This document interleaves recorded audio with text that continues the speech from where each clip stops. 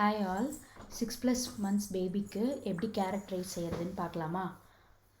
First கேரட்டை வந்து ரஃப்பாக சாப் பண்ணிக்கலாம், இல்லை துருவியும் போட்டுக்கலாம்.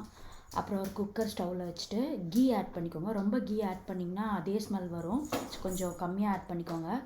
ஜீரகம் போட்டுட்டு லைட்டாக வதக்கிட்டு கேரட் போட்டு வதக்கிக்கோங்க. வெங்காயம் தக்காளி ஆப்ஷனல் தான். ஒரு 10 months பேபினா வெங்காயம் தக்காளி போட்டுக்கலாம், இல்லைனா அவாய்ட் பண்ணிக்கலாம்.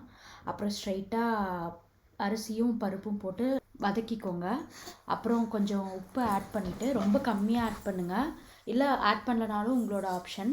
அதுக்கப்புறம் கொஞ்சம் பெருங்காயம் போட்டுட்டு தேவையான அளவு தண்ணி ஊற்றிட்டு க்ளோஸ் பண்ணிவிடுங்க. 3 விசில் விட்டுட்டு ஆஃப் பண்ணிவிடுங்க. அதுக்கப்புறம் நல்லா ஃபேனில் ஆற வச்சுட்டு மிக்சியில் கொட்டிட்டு பல்ஸ் மோட் வந்து உங்கள் விருப்பத்துக்கு ஏற்ற மாதிரி கொடுத்துக்கலாம். இதே 6 months பேபினா நல்லா கிரைண்ட் பண்ணிவிடுங்க. ஒரு 9 monthsக்கு மேலே இருக்குன்னா கொஞ்சம் திப்பியாக இருக்க மாதிரி கொடுத்தா ஓகே. இதில் அடிஷ்னலாக நீங்கள் வேறு வெஜிடபிள்ஸ் கூட ஆட் பண்ணிக்கலாம். இதே மாதிரி இன்னொரு ரெசிபியோட உங்களை அடுத்த வீடியோவில் மீட் பண்ணுறேன். பாய்.